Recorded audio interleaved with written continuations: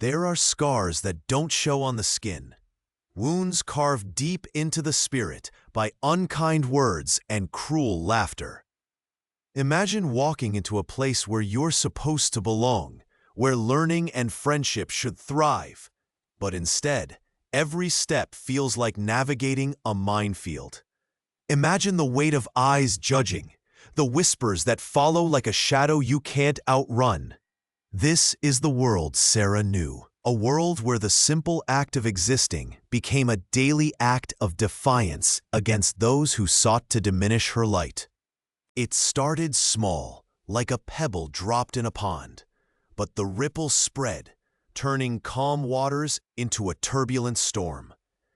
It's a story about finding strength when you feel weakest, about the quiet courage it takes to stand tall when others try to push you down.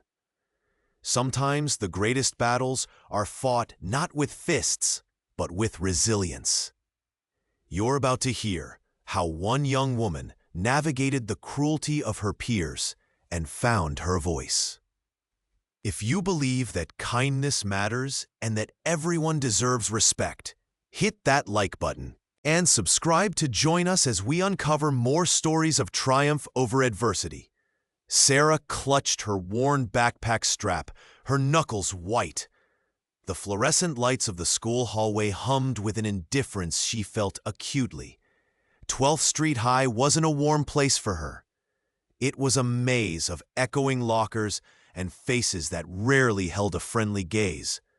She loved her books, the quiet sanctuary of her own thoughts. But here, that love felt like a badge of strangeness. She saw the glances exchanged across the cafeteria, felt the shift in energy when she walked into a classroom late. She was a satellite in their orbit, never quite landing. It was just a feeling at first, a cold knot in her stomach. But then the words started. One afternoon, by the lockers, Mark leaned against the cold metal, blocking her way. His eyes, small and sharp, bore into hers. Look who it is! Still buried in those dusty old things, huh? Jessica, standing a little behind him, let out a short, sharp laugh that sounded like breaking glass. Sarah's heart hammered against her ribs. She wanted to shrink, to become invisible. Excuse me. She managed, her voice barely a whisper. Excuse me? She thinks she's polite now. Jessica scoffed, stepping closer. Maybe if you weren't so quiet, people wouldn't forget you exist. Mark chuckled, a low, unpleasant sound. Yeah, maybe try smiling sometime. Oh wait, I forgot. You don't do normal. The words weren't a physical blow, but they landed with a heavy impact, stealing the air from her lungs.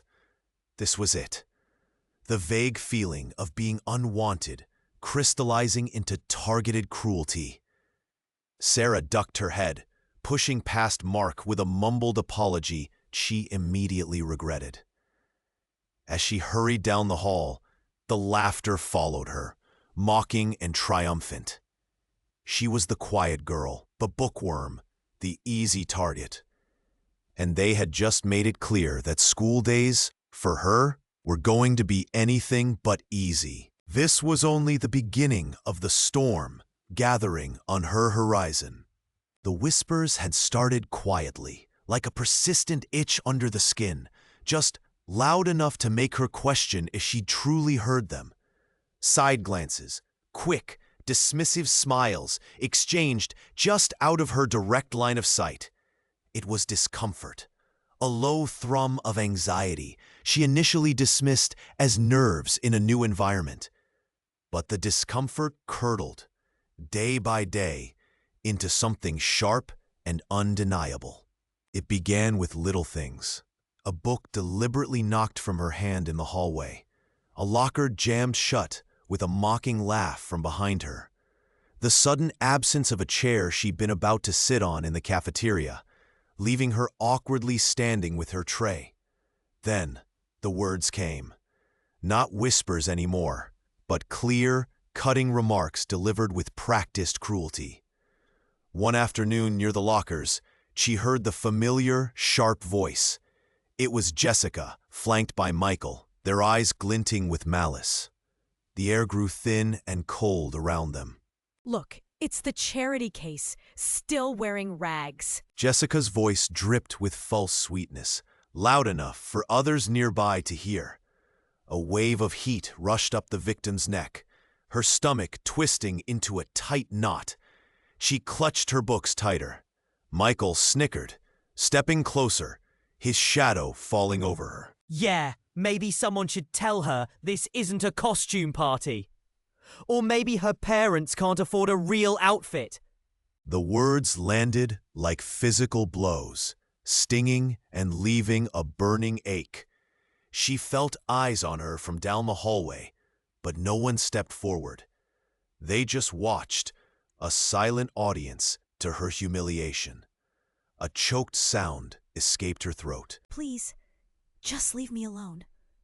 Her plea only fueled their fire.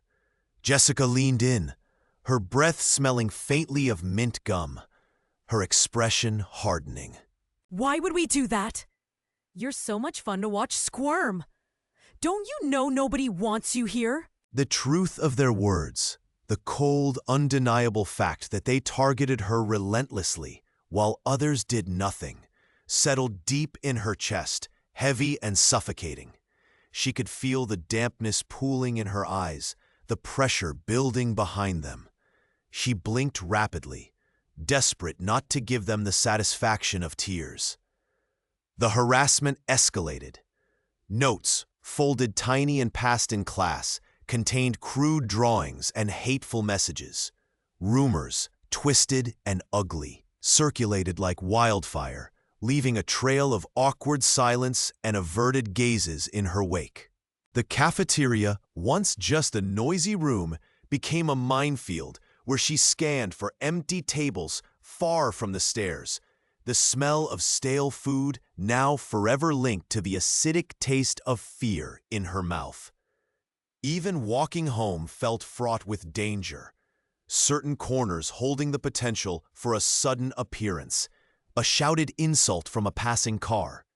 She began spending lunch breaks hidden in the quiet chill of the library stacks, or locked in a bathroom stall. The sterile scent of disinfectant doing little to mask the shame. The isolation wasn't just physical, it seeped into her soul. Friends who once laughed easily with her now mumbled excuses, their eyes shifting uncomfortably. She was a pariah, a magnet for scorn, abandoned on an island built by their malice. The world outside the bully's cruel gaze felt further away each day, leaving her feeling utterly and terrifyingly alone. The whispers had grown louder, sharper, evolving from a low hum of discomfort into a constant, stinging drone that followed her everywhere. They weren't just behind her back anymore. They were thrown across rooms, laced with laughter that felt like shards of glass. Every hallway felt longer, every classroom hotter, under the weight of their collective gaze and carefully chosen words. The air itself seemed to thicken with the unspoken malice that now clung to her like cheap perfume. It wasn't just a few incidents anymore. It was a persistent, gnawing torment that started the moment she arrived and ended only when she was safely behind her locked bedroom door at night. This calculated cruelty felt like a tightened noose, restricting her breath with each passing day. Lunchtime became an arena of dread. The cacophony of cutlery and chatter did little to mask the specific, targeted attacks that now defined her midday meal. One afternoon, as she sat alone at a small table in the far corner, trying desperately to lose herself in the pages of a worn library book, she felt a sudden splash. Cold liquid, smelling faintly of syrupy fruit punch, hit her back and spread quickly, soaking through her thin shirt. A gasp escaped her lips as the chill seeped into her skin. She whipped around to see Marcus standing a few feet away, a half-empty juice box in his hand, a smirk plastered across his face. Beside him, Sarah and Jessica giggled, their eyes shining with cruel amusement. The noise in the cafeteria seemed to quiet just slightly around their table, drawing unwanted attention. Her heart hammered against her ribs, a frantic bird trapped in a cage. The sticky sweetness of the spilled juice felt disgusting against her skin, a tangible mark of their contempt. Oh, did I spill that? My bad. Marcus drawled, his voice loud enough for nearby tables to hear, dripping with fake sincerity that only highlighted his cruelty. Looks like someone's sticky situation just got stickier. Sarah added, her voice a high, mocking trill. Jessica snickered behind her hand. Hot tears pricked at the corners of her eyes, but she refused to let them fall. Not here. Not now. She couldn't find her voice, her throat tight with shame and fear. The stares of the other students felt like physical blows, magnifying her humiliation. She wanted to disappear, to melt into the linoleum floor and vanish from their sight, from their world. Why are you doing this? She finally managed, her voice trembling, barely a whisper that carried only to their ears. The question hung in the air unanswered, met only by their continued smirks and the suffocating weight of their collective power over her. The world narrowed to this single agonizing moment, the sticky, cold juice on her back, the harsh laughter, the isolating stares. The conflict had escalated beyond mere words. It was a physical violation, a public spectacle designed to strip away her dignity, piece by painful piece. She was vulnerable, exposed, and utterly alone in the face of their escalating cruelty. The polished linoleum floor of the administrative office felt cold beneath her worn shoes, a stark contrast to the feverish anxiety burning in her chest. Hope, thin and fragile, had fluttered in her stomach during the nervous walk, but now, facing the mahogany desk and the man seated behind it, it began to shrivel. He was a man built like a wall, his face a mask of weary indifference, framed by framed certificates that promised competence and authority. The air smelled faintly of old paper and something synthetic, sterile and unwelcoming. She cleared her throat, the sound scratchy and small in the hushed room. She laid out her case, her voice trembling only slightly at first, recounting the stares, the hushed words that followed her like a shadow, the deliberate exclusions, the way her ideas were ignored in meetings, only to be praised when others repeated them moments later.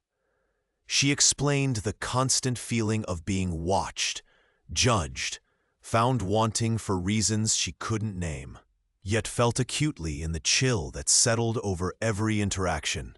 Her hands twisted in her lap as she described the isolating quiet of the lunchroom, the way conversations ceased the moment she approached, the sharp glances that felt like physical blows.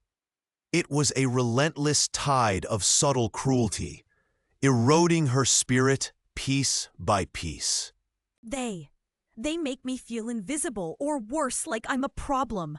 There are things being said, things that aren't true, and it's affecting my work, how people treat me. She trailed off, looking to him for understanding, for validation that what she was experiencing was real and wrong. The man sighed, a slow, heavy sound that seemed to fill the room, then leaned back in his chair, the leather creaking softly. He picked up a pen, examining it as if it held the secrets of the universe, avoiding her earnest gaze. His gaze, when it finally met hers, held no warmth, no concern, only a practiced, weary patience. Look, He began, his voice flat and devoid of empathy. this is a workplace. People talk. Sometimes misunderstandings happen. Are you sure you're not overreacting. The word hung in the air, heavy with accusation, sharp as broken glass. Sometimes you just have to learn to let things roll off your back. Focus on your job. Ignore it. Ignore it. The very source of her torment. The air she breathed was thick with it, and she was told to simply ignore it. It was like being told to ignore the rain when you were drowning. His words were a physical weight, pressing down on her chest, stealing her breath. The sterile office suddenly felt like a prison cell, cold and inescapable. The hope she had clung to dissipated like smoke, leaving behind a bitter residue of despair. She had come seeking a lifeline and found only a closed door, bolted and barred by indifference and disbelief. A profound sense of powerlessness washed over her. The system, the very mechanism designed to protect, had failed her utterly. She was truly alone in the fight. A heavy cloak of dread settled upon Anya every morning, muffling the vibrant colors that once painted her world.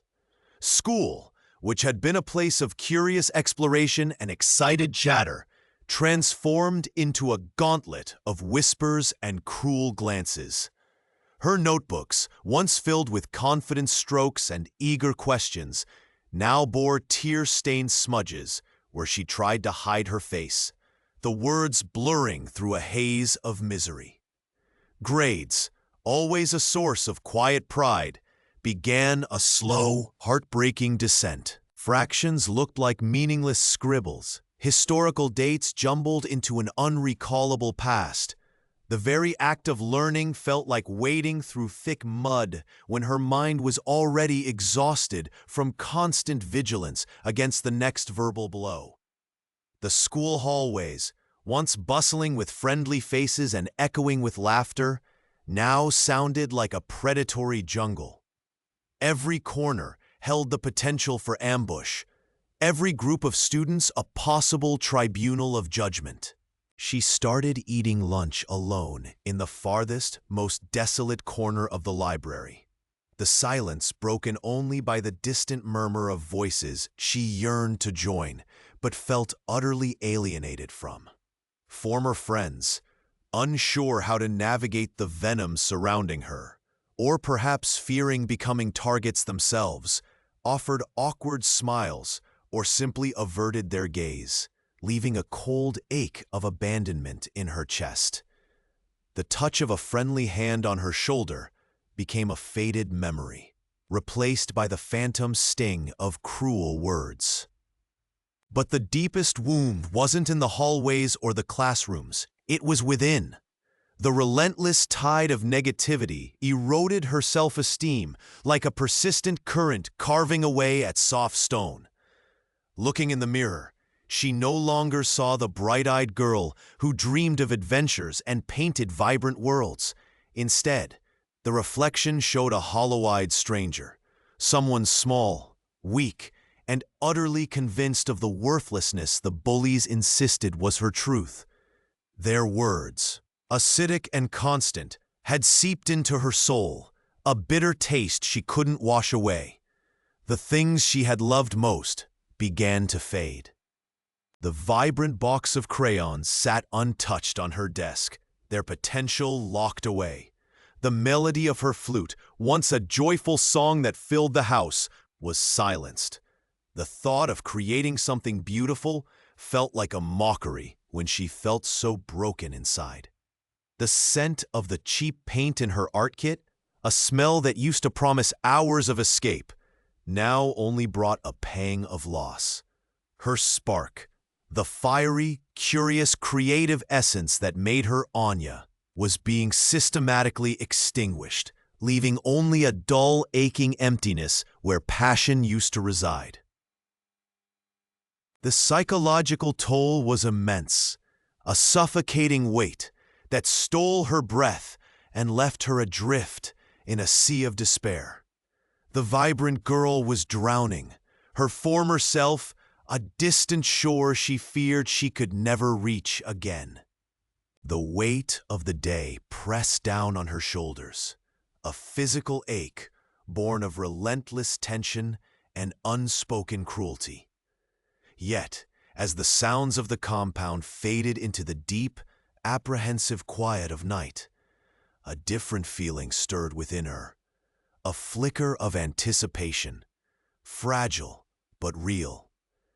It was then, in the stolen hours between dusk and dawn, that she retreated to the small, hidden corner of her world, a space no tormentor could reach. Tucked beneath a loose floorboard, wrapped carefully in a piece of worn cloth, lay her secret. It wasn't much.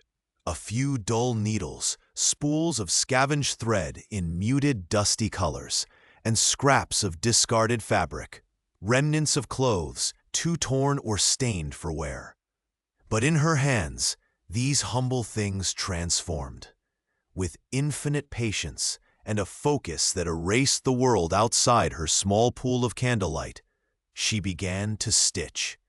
Her fingers, rough and calloused from forced labor, moved with surprising grace, weaving intricate patterns onto the coarse material. Petals of imagined flowers bloomed in faded blues, geometric shapes interlocked in browns and grays. Scenes of a forgotten life took form in muted greens and yellows. The faint, earthy smell of the old fabric filled the air, mingling with the metallic tang of the needles. Each stitch was a tiny act of defiance, a silent whisper of beauty in a place starved of it. The smooth pull of the thread, the slight tension as it settled into place, the quiet snip of the scissors. These were the only sounds in her private sanctuary. It was a ritual, a meditation. Here she was not the victim, not the one cornered and belittled. She was the creator, the architect of small, perfect worlds that existed only for her. The patterns weren't random. They were encoded memories, unvoiced dreams, silent protests etched in thread. This hidden passion was more than just a pastime. It was a lifeline. It demanded her concentration, pulling her mind away from the gnawing fear and the endless cycle of hardship.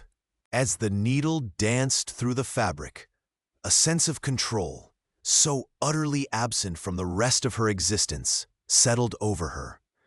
She decided the colors, the shapes, the rhythm of her work. She brought order to chaos, stitch by painstaking stitch. It was a wellspring of quiet strength, a reminder that even when everything else was stripped away, the capacity to create, to find beauty, to hold onto a piece of herself remained. It was her secret escape, a fragile glimmer of hope woven into the very fabric of her enduring spirit. The harsh afternoon sun beat down on the rubber playground, the smell of heated plastic mingling with the faint scent of freshly cut grass. Children's laughter, usually a joyous sound, twisted into a cruel echo around her as she huddled near the base of the slide. They had cornered her again, but this time was different. It wasn't just whispers or tricked feet. This was a performance, a spectacle for anyone who cared to watch, and far too many did. Mark stood over her, his shadow falling like a dark shroud. Beside him, Sarah wore a smirk that cut deeper than any words. They had taken the worn, beloved book she carried everywhere, the one filled with her dreams and carefully pressed leaves. Now, they were tearing it apart, page by painful page. Each rip was a tear in her own spirit. Look at her. Gonna cry again, just like a baby. Mark jeered, ripping another page with a flourish. A small, dried forget-me-not fluttered to the ground. Her breath hitched in her throat, tasting metallic like fear. She reached out a trembling hand. Please, don't. It's all I have. Her voice was barely a whisper, raw with desperation. The air felt thick, heavy with the weight of onlookers' stares and the sickening thrill of the bullies. Sarah snatched the remaining pages, her eyes gleaming with malice. All you have? Pathetic. Just like you. She let the torn remnants scatter like fallen leaves in a storm. Then she delivered a hard shove that sent the protagonist tumbling onto the rough rubber surface, scraping her knees. The pain was a dull ache compared to the searing agony in her chest. Tears streamed down her face, hot and unstoppable, blurring the mocking faces surrounding her. The laughter grew louder, a cacophony of cruelty that drowned out the world. She felt utterly exposed, vulnerable, broken. This wasn't just about a book. It was about stripping away her dignity, her dreams, her very self. Lying there, amidst the scattered pieces of her precious book and the cold indifference of the watching crowd, a profound sense of hopelessness washed over her. It felt like the end of everything. The ground beneath her felt like it was crumbling away, leaving her suspended in a void of absolute devastation. There was nothing left. Nothing at all. The scent of old paper and dust hung heavy in the air, a strange comfort to Mr. Sterling, a man whose life was usually filled with the sharp, clean lines of glass and steel. He sat on a worn wooden bench tucked away in the public library's quiet reading room, a place he hadn't visited in years, yet somehow found himself drawn to today. Sunlight, thick with motes, slanted through tall windows, illuminating rows of forgotten spines. It was here, amidst the silent whispers of countless stories, that he saw something that snagged at the edge of his consciousness. A tiny thread pulled from the vast, tangled tapestry of the city. Across the aisle, partially hidden by a stack of encyclopedias, sat a young woman. Her shoulders were hunched, her dark skin drawn taut over tired bones, and her hands trembled slightly as she clutched a worn notebook. A man stood over her, his face etched with a casual contempt that sent a cold ripple down Mr. Sterling's spine. The man wasn't shouting. His voice was low, almost a murmur, yet it carried an insidious weight, like stones dropped one by one onto fragile glass. Mr. Sterling couldn't make out the exact words, but the venomous tone, the subtle shift in the man's posture as he leaned in, spoke volumes of a quiet cruelty. The woman flinched, her eyes wide with a mixture of fear and utter exhaustion. A single tear tracked a slow path down her cheek, catching the light for a brief, heartbreaking second before she quickly wiped it away. It was the sheer ordinariness of the cruelty that struck Mr. Sterling most profoundly. Not a grand public spectacle, but a small, suffocating act hidden away in a corner of the world, as common and unnoticed as the dust motes dancing in the sunbeam. He felt a sudden, sharp echo of something he couldn't quite place, a distant memory or a nagging intuition. The air in the quiet room seemed to thicken, pressing in on him, making it hard to breathe. He saw the vulnerability in the woman's eyes, a look he'd seen before in different contexts, a look that spoke of a spirit being systematically worn down. The man chuckled, a dry, rasping sound, and then turned, disappearing between the shelves, without a backward glance, leaving behind only a lingering scent of stale cigarette smoke. The woman remained frozen, her shoulders still trembling, the notebook clutched so tightly her knuckles were white. Sterling watched her for a long moment, a strange, deep unease settling in his gut. This wasn't his world, this quiet corner of silent battles, yet something about the scene, the look in her eyes, the man's casual cruelty, felt intensely personal, a puzzle piece dropped from a game he hadn't known he was playing.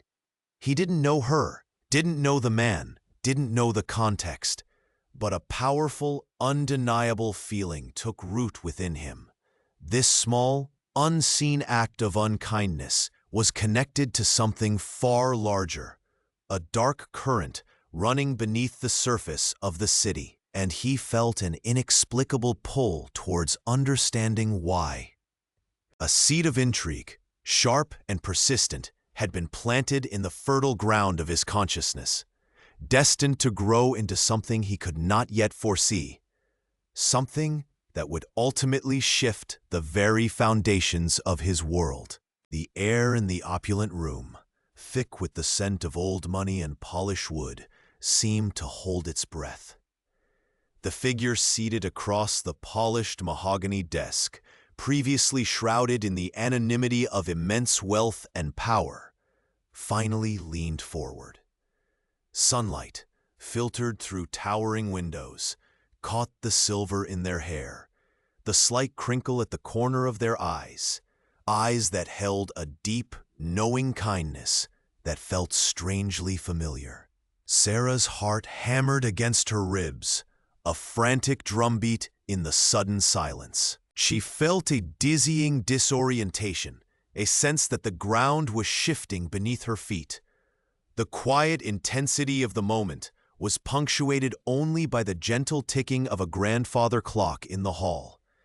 Then the name was spoken. It wasn't a name splashed across headlines, not the one the tabloids speculated about. It was a name from a different life, a distant memory, a connection she had never in a million years anticipated. It was the name of someone who had witnessed a quiet moment of cruelty years ago, a moment that had set the stage for so much of her later struggle, yet someone she hadn't thought of since. Shock coursed through her veins like ice water. It wasn't just a millionaire, it was this millionaire. Sarah. The voice, calm and resonating with quiet authority, finally broke the spell. I remember you. I remember what happened. I never forgot. He didn't elaborate immediately, letting the weight of his identity sink in. Sarah's hands trembled, gripping the arms of the plush chair so tightly her knuckles turned white. Her breath hitched in her throat. She stared, speechless, trying to reconcile the face in front of her with the brief, painful memory it conjured. This wasn't just a potential benefactor. This was someone who had seen her at her most vulnerable, seen the roots of the injustice that had tangled her life. And then came the offer. It wasn't a loan, not a small donation, not charity with strings attached. It was a gift, pure and staggering in its magnitude. It was the sum total needed to erase the crushing debt, to secure the future that had felt like an impossible dream, to dismantle the very structure of hardship that had been built around her. It was more than money. It was freedom. It was justice delivered with the quiet precision of immense power, an astonishing, life-altering possibility laid bare on the desktop between them. He pushed a folder towards her, its contents holding the key to unlocking a life she thought was forever out of reach. The paper felt cool and substantial under her trembling fingers. It was real. All of it was real. A tidal wave of emotion, relief, disbelief, and a profound sense of shock washed over her, leaving her breathless and utterly changed in an instant. Her hands, still clutching the official document, trembled so violently the paper rattled like dry leaves in a sudden gust. Her eyes, wide and fixed on the words, didn't seem to be reading them anymore, but rather staring through them into some impossibly bright, unfamiliar future. The world around her, the hushed room, the expectant faces, even the air she breathed, seemed to dissolve, leaving only the stark, unbelievable truth printed before her. Shock wasn't a simple absence of feeling. It was a jarring symphony played at deafening volume inside her head. 1,000 conflicting thoughts screamed for attention. Is this real? Is it a joke? How? Why? Her breath caught in her throat, lodging there like a stone, making speech impossible. Stunned into silence was precisely right. Her mind struggled to reconcile the grim, crushing weight of her recent reality with this sudden, impossible lightness, this soaring possibility. It was too much, too fast. A cold wave washed over her skin, despite the warmth of the room. Her fingers, usually so adept at navigating the difficult corners of her life, felt numb, disconnected from her will. She wanted to speak, to ask, to clarify, but her lips wouldn't form the words. They remained slightly parted, a silent gasp frozen in time. Tears, hot and unexpected, pricked at the corners of her eyes, blurring the life-altering details on the page. These weren't tears of sadness, not this time. They were tears of pure, unadulterated overwhelm, the body's involuntary response to an emotional shockwave of seismic proportion. Each teardrop felt like it carried the weight of every struggle, every dismissal, every whispered doubt she had ever faced, all now being washed away by this incredible tide of fortune. The scent of the crisp paper felt strangely grounding in the midst of her mental tempest, a small, tangible anchor in a sea of disbelief. This was real. This wasn't a dream. The smooth texture beneath her fingertips confirmed it. The official seal, visible even through the blur of tears, screamed its authenticity. Her reality, once a fixed, unyielding landscape of hardship and limitation, had just crumbled and reformed in an instant, revealing boundless horizons she had only dared to glimpse in her most desperate, fantastical dreams. The sheer magnitude of the shift was paralyzing. How did one even begin to process such a thing?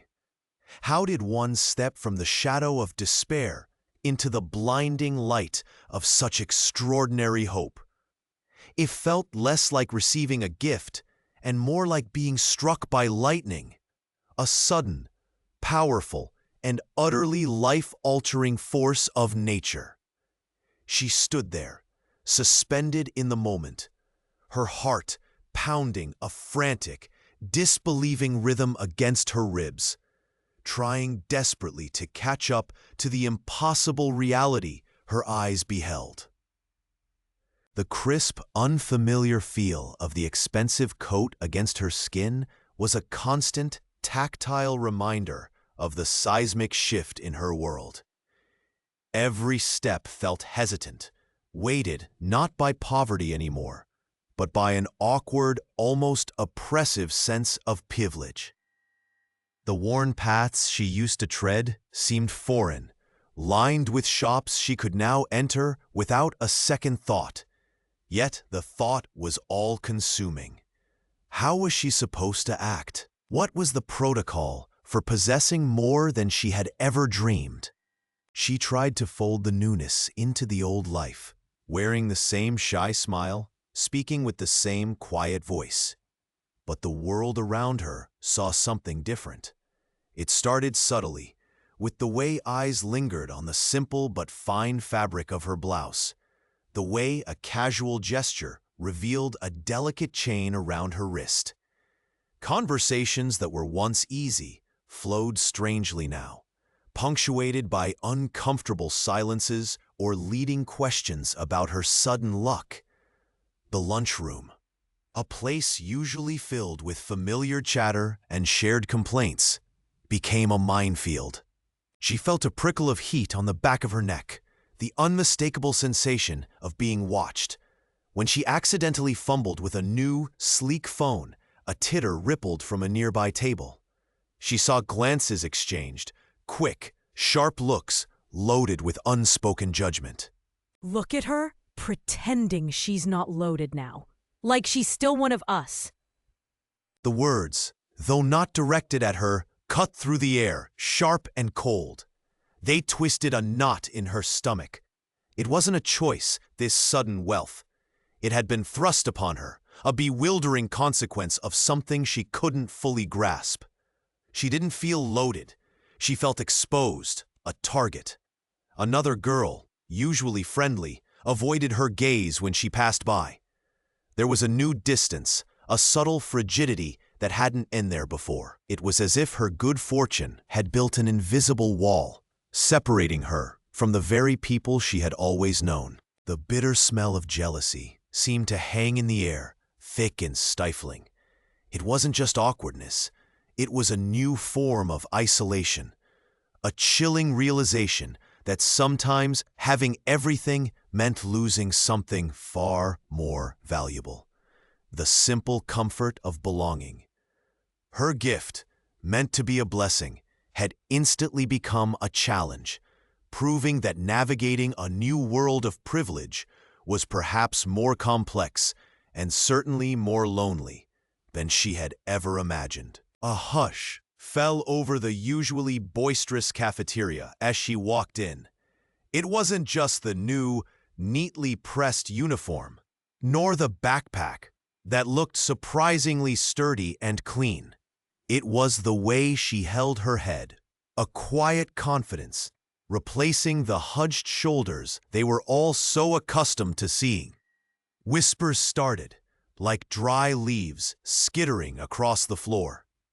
Eyes followed her, not with the usual predatory gleam, but with raw curiosity, tinged with something unfamiliar: confusion. The ringleader of the usual tormentors, Mark, leaned back in his chair, his arrogant smirk faltering slightly. He exchanged a quick, puzzled glance with Jessica, his second in command. Something was undeniably different.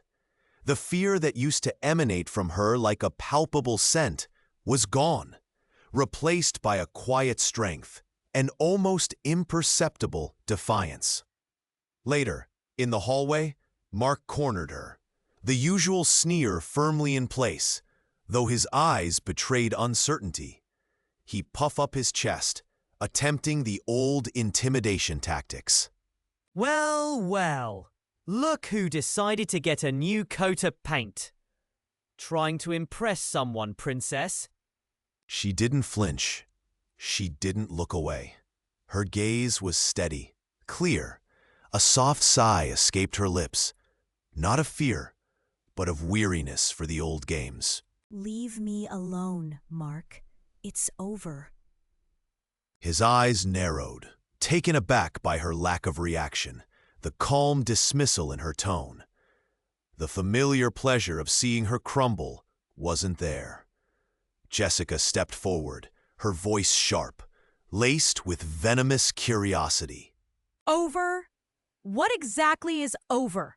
Your little pity party? Did someone finally feel sorry for you? Other students lingered nearby, pretending to rummage in lockers or tie shoelaces, their ears straining. The air thrummed with anticipation. This wasn't the usual chase and cornering. This felt like a shift in tectonic plates beneath their feet. The dynamics they understood, the hierarchy of cruelty, seemed suddenly unstable. The girl simply looked at Jessica, her expression unreadable, a hint of sadness in her eyes for their continued blindness. She didn't answer, simply sidestepped Mark and walked away, her back straight, her stride purposeful. The bullies were left standing there, their faces a mixture of shock and rising anger. Their attempts to understand this sudden transformation fueled their frustration. Jealousy began to prickle at their skin. Who was helping her? Why did she suddenly seem better, stronger? The fear was gone, yes, but a new, more complex conflict was brewing, one born not of easy prey, but of perceived threat and the unsettling loss of control. The sands were truly shifting. The world had shown her its cruelest face, a reflection of betrayal and cold indifference. But within the ashes of her despair lay a spark, fanned now by an impossible gift. It wasn't a weapon she craved in that moment, not vengeance wielded with brute force, but something far more enduring. She saw a different path, one built not on destruction, but on an unshakable foundation of her own making. Her fingers traced the worn edges of the notebooks she filled. The air, thick with the faint scent of ink and determination. This gift, this inexplicable ability, wouldn't be squandered on fleeting moments of retribution. It would be the bedrock of an empire, silent and strong. Intelligence, once a tool she used simply to survive, became her primary weapon. She dove into texts, not just for knowledge, but for understanding the intricate mechanisms of the world. Finance, law, the subtle art of building value where none existed before. Late nights blurred into early mornings. The only sounds, the rustle of pages, and the quiet hum of her own focused energy. She felt the rough texture of textbooks under her fingertips, absorbing lessons that felt suddenly vibrant and alive with possibility.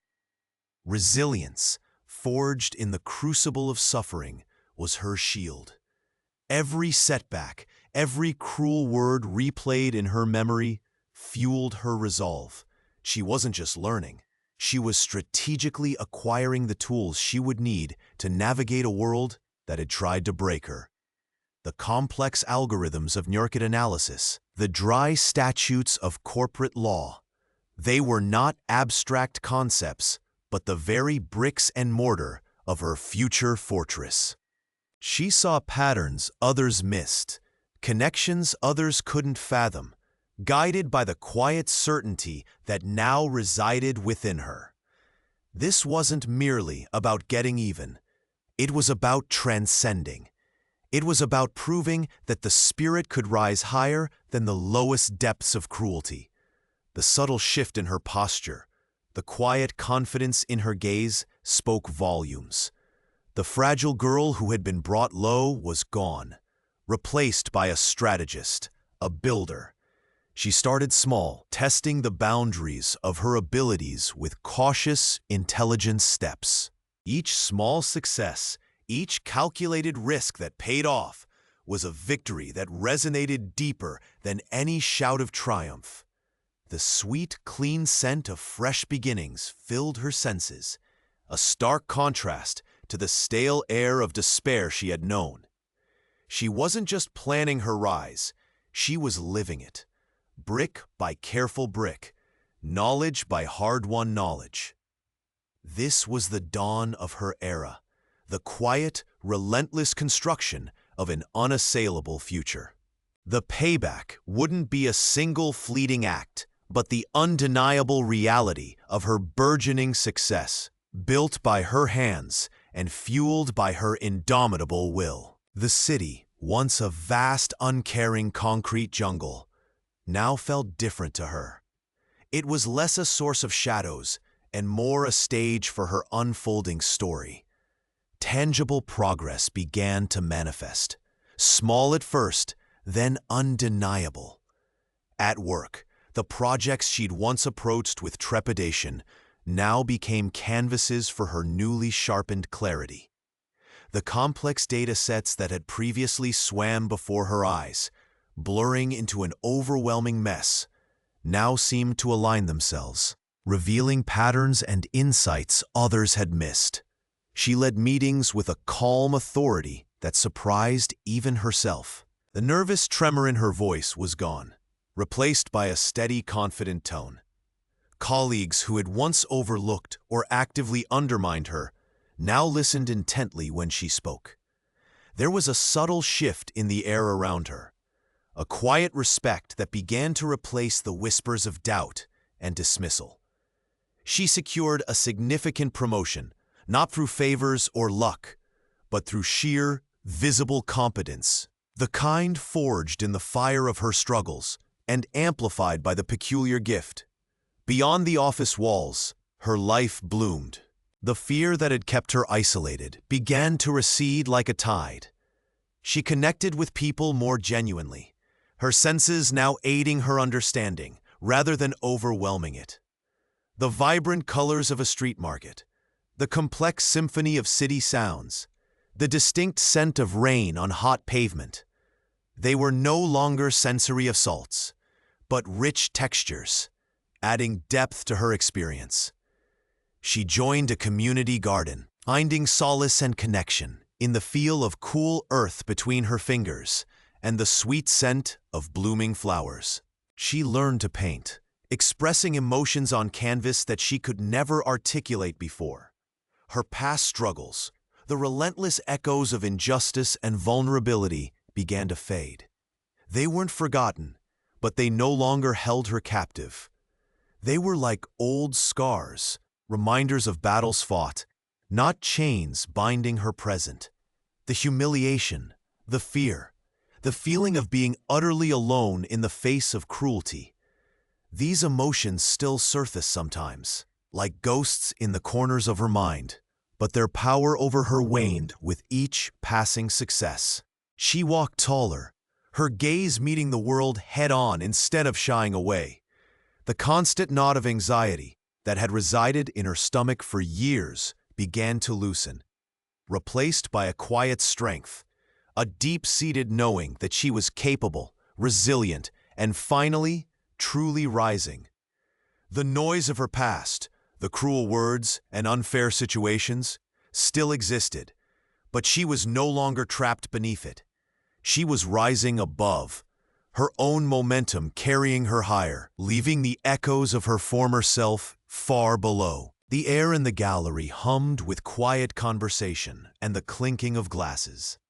She stood by a vibrant, abstract piece, the soft wool of her dress feeling luxurious against her skin, a stark contrast to the rough, worn clothes of her childhood. A warm, pleasant current of success flowed through her veins, earned through years of relentless effort. She took a slow sip of her champagne, the bubbles dancing on her tongue, a taste she'd once only dreamed of. Her gaze drifted across the room, taking in the elegant attire, the confident postures, the easy laughter. And then she saw them. Across the crowded space, awkward and out of place, near a display of intricate sculptures, were Mark and Jessica. The color drained from her face for a fleeting second, a ghost of the old fear tightening her chest, before a wave of calm, hard-won confidence washed over her. They looked smaller, not physically, but in presence. Mark still had that familiar swagger, but it seemed forced, brittle at the edges. Jessica, whose cruel laughter used to echo in her nightmares, fiddled nervously with the strap of her handbag, her eyes darting around the room with a restless anxiety that was utterly unfamiliar. They spotted her then. Recognition flickered in their eyes, followed swiftly by disbelief, then a dawning, uncomfortable comprehension. The silence stretched across the space between them, thick and heavy with unspoken history. It wasn't just a moment. It was a lifetime compressed into a single potent glance. They remembered the terrified girl with the patched clothes and downcast eyes. They remembered the taunts, the shoving, the casual cruelty they dispensed like spare change. And now they saw this. The woman standing tall, draped in quiet confidence, a success story etched in her very being. She didn't need to say a word. Her presence was the entire conversation. Mark shifted his weight, his smile faltering. Jessica's gaze dropped to her own shoes, a flush creeping up her neck.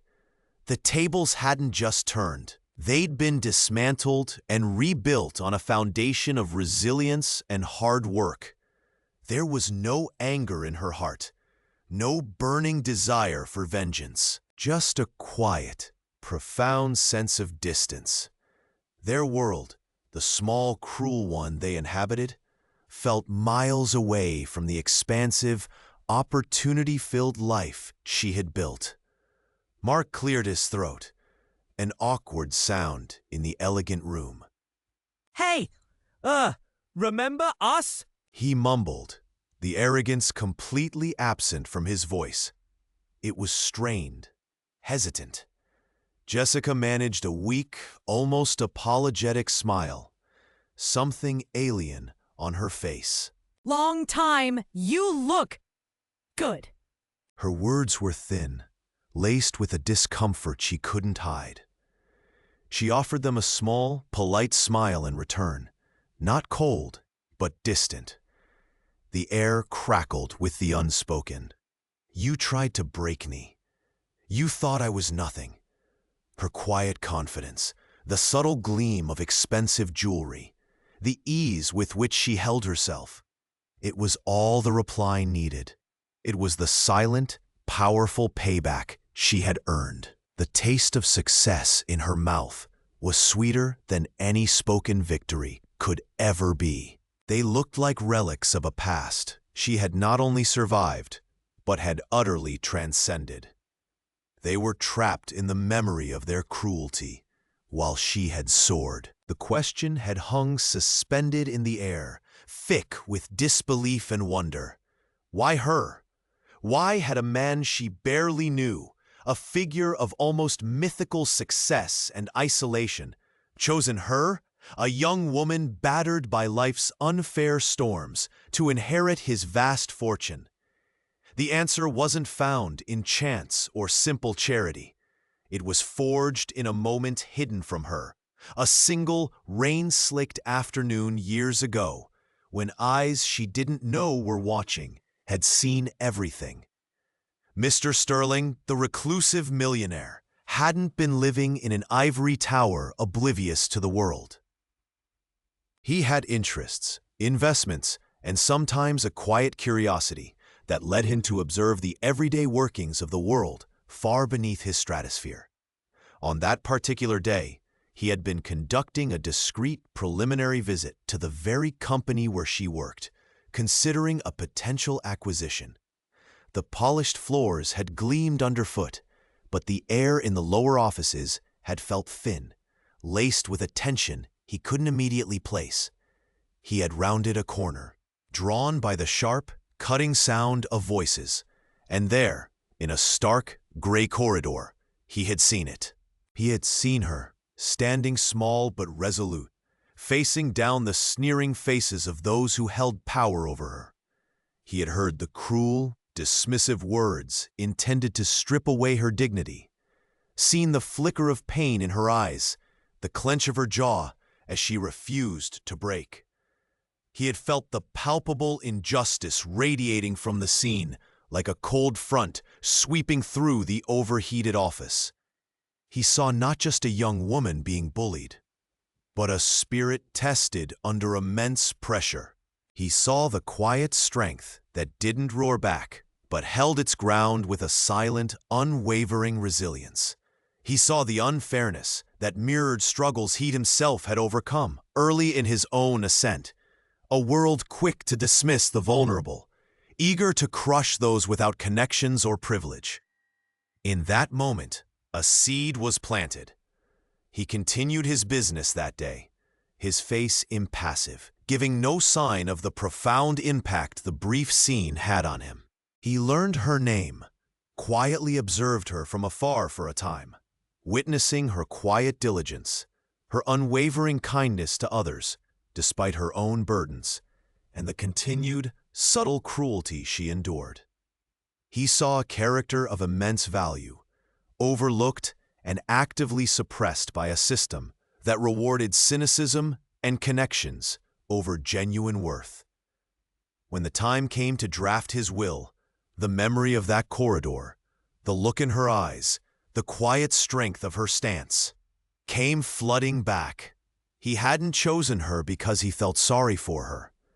Not entirely. He had chosen her because he recognized greatness in a place where others chose to see only weakness. He had chosen her as a testament to resilience, as a living embodiment of the belief that true character, even when unseen and unrewarded by the world, deserved to triumph. The inheritance wasn't just a gift, it was a declaration that someone had seen her, truly seen her, and believed she deserved not just survival, but the power to finally thrive, free from the shadows that had tried to engulf her light. Looking back, she saw the path she had walked not as a series of misfortunes, but as a forge. Each betrayal, each setback, each moment she felt utterly broken had been the hammer blow shaping her. The journey had taught her resilience was not the absence of falling, but the stubborn insistence on rising again and again. Forgiveness had been the hardest mountain to climb, not of those who had wronged her. Their comeuppance had offered its own cold comfort, but of herself. Forgiving the girl who had been too naive, too trusting, too easily wounded. That self-absolution had finally unburdened her soul, allowing a true sense of peace to settle within. She learned that wealth was not measured in bank accounts or possessions, but in the richness of one's spirit, the strength of one's character, and the quiet dignity found in standing tall after being pushed to the ground. True success wasn't the defeat of others, but the unwavering commitment to one's own truth, the ability to rebuild a life from ashes, and the profound understanding that integrity was the most valuable currency of all. The echoes of past hardships faded, replaced by the quiet hum of a life earned, a life built not on revenge, but on the unshakable foundation of inner strength. And so the story concludes, not with a grand declaration of victory, but with the soft whisper of wisdom carried on the wind. It was a testament to the quiet power that resides within each soul tested by fire. The world had thrown its worst, revealing the fragility of facades and the emptiness of ill-gotten gains. But in that same crucible, it had forged an unbreakable spirit, tempered by trials and polished by perseverance. The scars remained, faint lines etched onto the canvas of her life. But they were no longer symbols of pain.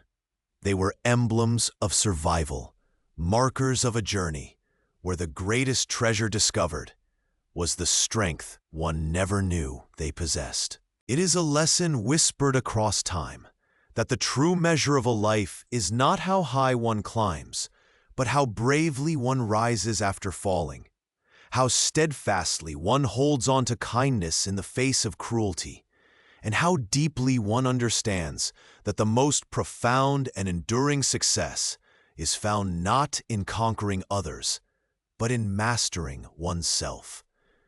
Let this quiet end resonate, a lingering note of hope, a promise that even in the deepest darkness, the light of an unyielding spirit can always find its way home.